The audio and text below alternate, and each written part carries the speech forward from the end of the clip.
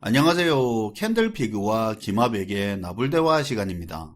한국은행이 지난달에 이어 연달아 금리 인하 결정을 했는데요. 기사를 보신 분들은 아시겠지만 이번 금리 인하 결정을 깜짝 인하라고 그렇게 많이 표현을 합니다. 그 말인즉 한국은행이 이번에 금리 동결을 할 거라는 그 시그널을 시장에 많이 줬기 때문에 이번 금리 인하를 예상 밖이라고 표현을 한 거죠. 금리 인하 발표 이후에 한은 총재의 기자간담회에서 이번에 의미 있는 말들이 많이 나왔는데요. 어떻게 보면 좀 답답할 수도 있고 듣는 분에 따라서는 화가 날 수도 있을 것 같은데 이번 기자간담회에서 어떤 이야기가 나왔는지 한번 살펴보도록 하겠습니다. 반갑습니다, 김하백님. 네, 안녕하세요. 28일 어제 한국은행이 깜짝 금리 인하를 단행했습니다. 한 달 만에 기준금리를 연속적으로 내린 거죠. 이제 기준금리가 3%가 됐는데요. 시장에서는 저성장 충격에 한국은행이 이례적으로 금리 인하를 한 거라고 그렇게 평가하고 있는데, 이게 사실 이번 금리 인하가 이례적으로 깜짝 금리 인하라고 평가받는 이유가 실제 불과 한 달 사이에 마치 다른 기관에 다른 사람이 말하는 것처럼 그렇게 한국은행이 기존의 금리 정책에 대한 스탠스를 이번에 완전히 딴 사람처럼 싹 바꿨기 때문이에요. 그럼 일단 지난달에 금리 인하 했을 때 어떤 이야기를 했는지 모르는 분도 있으니까 지난달에 말했던 그 내용을 좀 짚어볼 필요가 있을 것 같은데요. 네.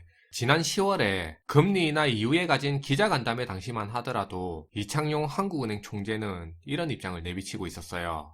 우리나라의 지금 경제 여건 자체가 내수와 수출 그리고 금융 안정 사이에서 상충관계가 크기 때문에 고민스러운 여건이다. 가계부채 문제가 극에 달해 있는 상황이다 보니까 경기 상황만을 보고 금리 인하를 적극적으로 추진해 나가기도 어렵다며 지금 이런 상황이 되게 고민스러운 상황이라고 했었어요. 내수 경기 대응하려고 금리를 내리자니 부채 문제가 더 심각해질 것 같고, 부채 잡자고 금리를 안 내리자니 내수 경기 대응이 안 되고, 되게 결정하는데 딜레마가 크다는 그런 이야기였잖아요. 네, 그거죠. 어쨌든 지난달 당시에 기자간담회를 통해 밝힌 금리 인하의 성격은 경기 침체에 미리 대응하기 위해서 금리를 내린다는 목적보다는 일종의 테스트 성격으로 당시 기준으로 현재의 금리 동결 정책만으로는 부동산과 가계에 있어 과열 상황을 제대로 파악하기가 어렵기 때문에 일단 금리를 한번 낮춰보고 금리 인하 이후에도 부동산 가격과 부채 등 실제 경제 반응이 어떻게 일어나는지를 확인해 볼 필요가 있어서 그래서 금리 인하를 한 부분도 있다고 이야기를 했어요. 그 부분은 명확히 이야기를 했었죠. 금리를 낮췄는데도 부채가 크게 증가하지 않는지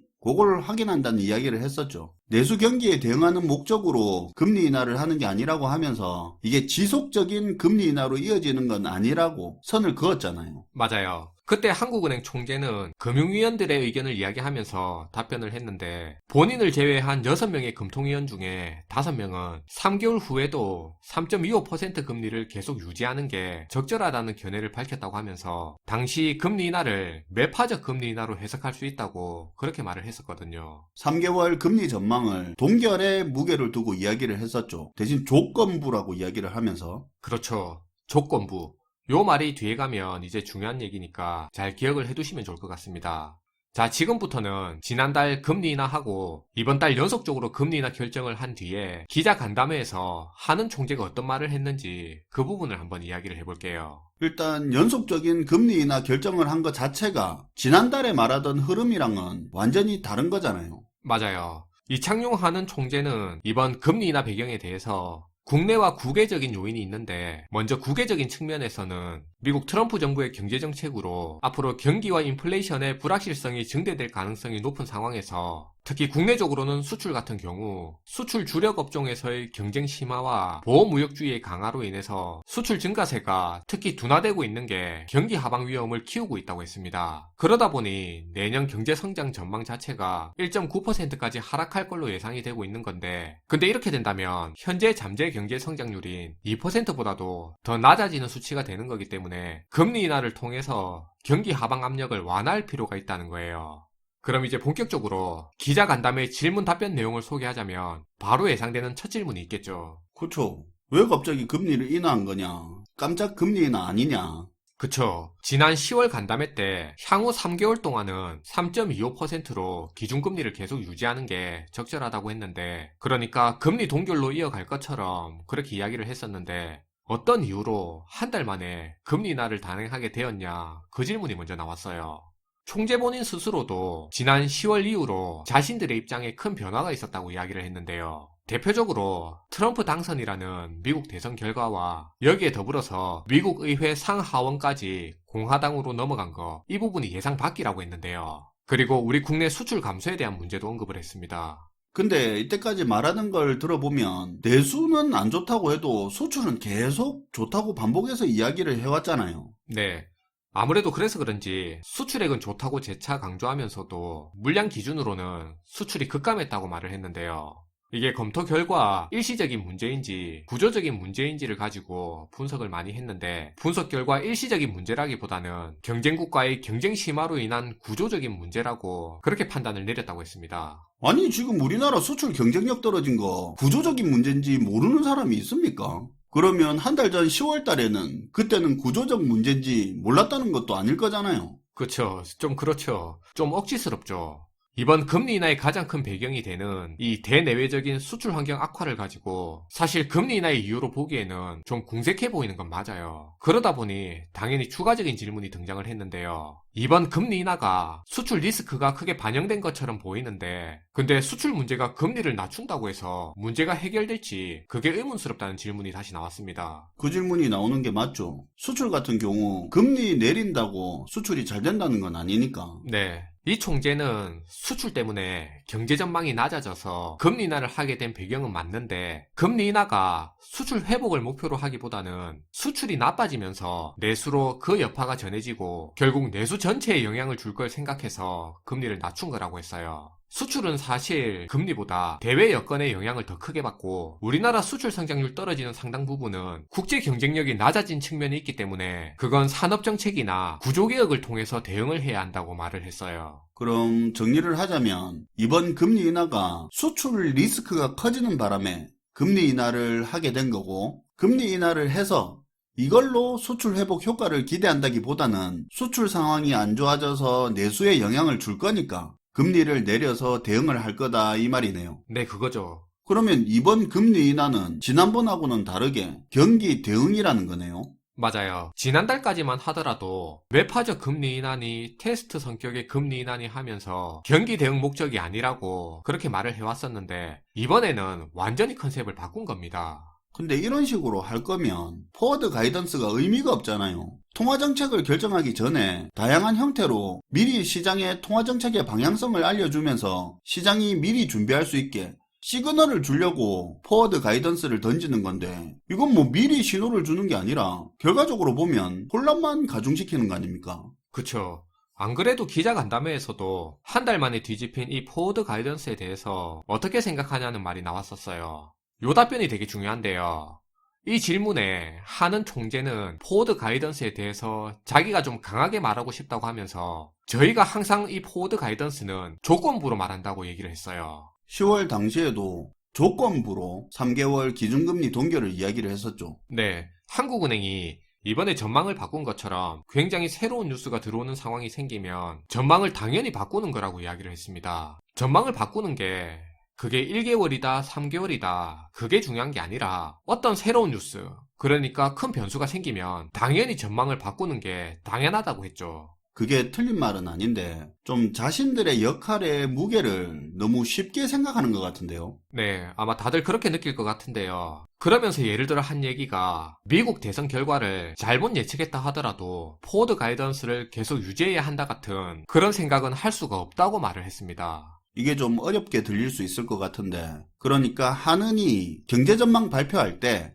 해리스가 대통령 될 거라고 보고 전망을 A라고 발표를 했는데, 근데 실제로 트럼프가 대통령이 됐는데도 앞서 말한 A라는 전망을 어떻게 계속 이어가냐, 그런 이야기죠. 맞아요. 그 이야기를 하면서 시차와 관계없이 새로운 뉴스가 들어오면 자기들이 반응하는 거라고 하면서 그때그때 상황이 바뀌고 조건이 바뀌면 전망도 당연히 바뀌는 거라는 걸 강조했어요. 그래서 이번에 트럼프가 당선되고 한 달 만에 입장이 바뀐 것도 당연한 거고, 오히려 이번 기회가 조건부 전망을 이해하는데 좋은 예가 될 거라고 했습니다. 새로운 뉴스가 들어오면 항상 바뀔 수 있다. 그런 걸 이번 기회에 서로 명확히 하는 기회가 됐으면 좋겠다고 하면서 3개월 뒤를 예측하는 것도 항상 조건부라는 걸 누차 강조를 했습니다. 분명 한국은행이 미래에 발생할 변수를 다 알 수는 없어요. 당연한 이야기고요. 그런데 물론 본인들이야 정당하게 할 수 있는 말인 건 맞지만 한국은행이 하는 전망과 결정의 이 무게감을 생각했을 때 너무 가볍게 이야기를 한 건 아닌가 하는 생각이 들고요. 자기들이야 앞으로 발생할 모든 변수를 어떻게 하냐, 그때마다 새로운 변수가 생기면 전망도 바뀌고 대응도 바뀌는 거지 하면서 그렇게 말하면 그만일지 모르겠지만, 그런데 그걸 듣고 움직이는 입장에서는 굉장히 혼란이 크거든요. 이야기를 듣다 보면 자신들의 역할과 그 책임의 무게를 덜어내려고 하는 듯한 그런 이야기로 자꾸 들리는 건 어쩔 수가 없는 것 같습니다. 이게 일반 회사에서 자주 일어나는 그 일하고 좀 비슷한 것 같은데, 선행 부서에서 예를 들어 기본 데이터를 가공하고 여기에서 나온 결과를 가지고 이걸 토대로 후행 부서가 일을 한다고 했을 때, 만약에 선행 부서에서 이미 전달한 그 결과물에 오류가 있다던가 수정을 좀 해버리면, 진짜 조금만 수정해도 후행 부서에서 일을 완전히 새로 해야 하던가 문제가 크게 터지는 경우가 있잖아요. 엄청 많죠. 어떻게 보면 그게 선행부서의 숙명이기도 하죠. 조금의 오류나 수정 사항이라도 생기면 이미 그거 가지고 업무했던 후행부서, 그 뒤에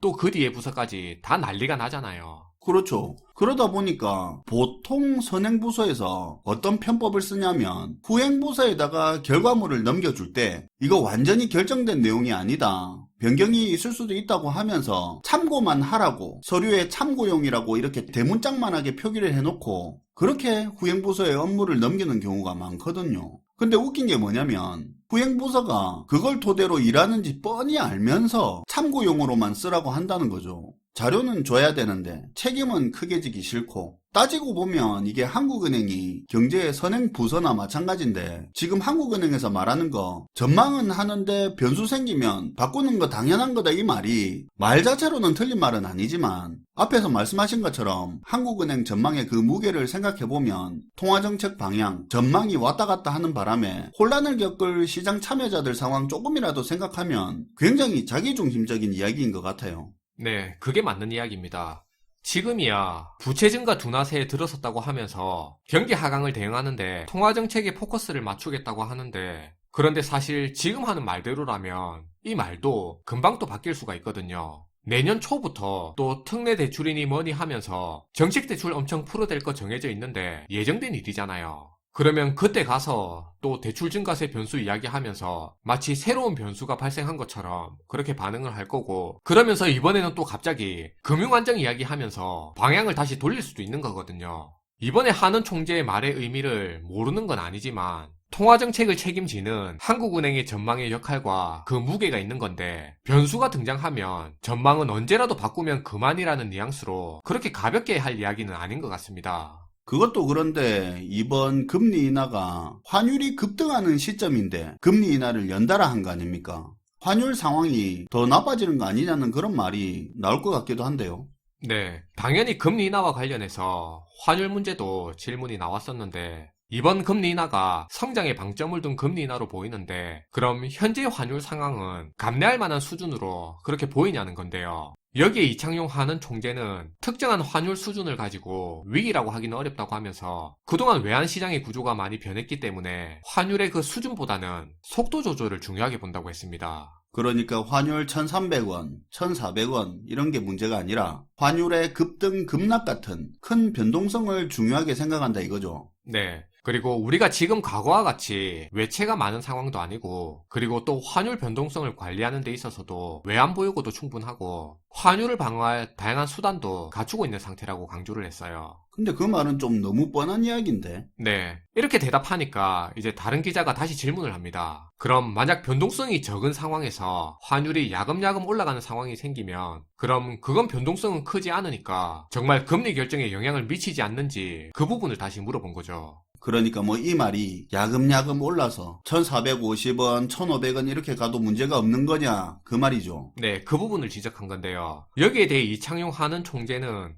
그거에 대해 자기는 그럴 수도 있고 아닐 수도 있다고 생각한다고 했어요. 그건 또 무슨 소리입니까? 이게 천천히 올라가더라도 환율에 미치는 물가 문제라든지, 혹은 특히 우리나라 같은 경우는 환율 수준에 따라서 투자자에 미치는 영향이 클 수도 있는 상황이라 그 상황에 따라 괜찮을 수도 있고 안 괜찮을 수도 있다고 한 건데요. 그런데 이 부분도 사실 이걸 하나하나 뜯어보면 말은 청산유수로 맞는 말을 한 건 맞습니다. 그런데 우리가 생각해야 될 부분은 금융기관의 최고 수장이라는 그 한국은행의 역할과 책임에 비해 본다면 되게 무책임해 보이는 멘트고 지금 상황에 자신들의 짐을 덜려고 하는 듯한 말처럼 보이는 게 사실이에요. 뭐 따지고 보면 괜찮을 수도 있고 안 괜찮을 수도 있다 그 말이 나중에 보고 판단한다는 이야기니까 무책임하게 보일 수도 있죠. 네. 마지막으로 앞서 내용을 통해서 이번 한국은행의 금리 인하 결정은 수출 리스크니 하면서 듣기에는 그럴듯한 명분으로 포장은 했지만 사실 오락가락하는 모습이고 혼란스러운 정책 결정의 전형을 보여줬다는 생각인데요. 환율 변동성 확대에 대해서는 우려를 내비치면서도 한 달 만에 갑자기 태도를 돌변해서 연속적으로 금리 인하를 한 이번 결정은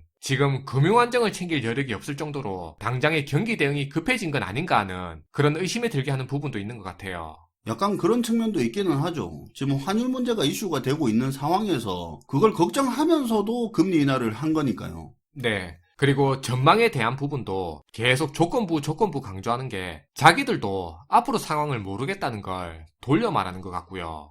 지난번 금리 인하 같은 경우에는 그래도 내수 대응 목적의 금리 인하는 아니다. 매파적 금리 인하다 하면서 그래도 나름 확고한 방향성을 내비치기라도 했다면 이번 금리 인하 같은 경우는 상황에 떠밀려 결정한 것처럼 이유도 궁색해 보이고요. 그리고 질문에 대답할 때 10월 당시처럼 본인들의 결정에 대해 뚜렷함도 없는 것처럼 보이고 문제가 될 수도 있고 안 될 수도 있다라고 말하든가 전망에 대해서 조건부라는 말을 재차 강조하고 자기들의 전망에 너무 무게를 두지 말라고 하는 등 불확실하고 애매한 이야기들을 너무 많이 했는데 이게 자신들의 이번 금리 인하 결정에 대해 상당한 찝찝함이 남아있는 것처럼 보였습니다.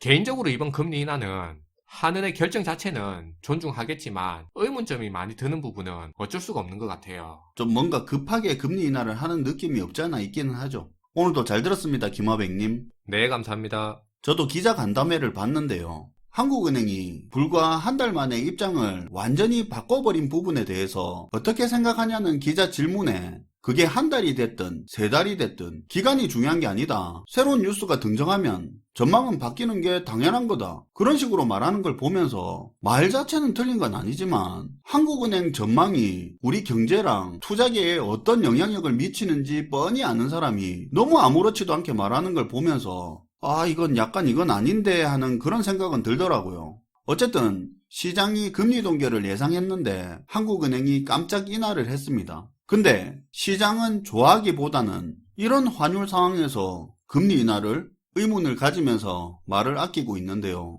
환율 상황과 부채 증가 문제가 앞으로 어떻게 흘러갈지 유심히 지켜볼 필요는 있는 것 같습니다. 시청해주셔서 감사하고요. 지금까지 나불대화 시간이었습니다.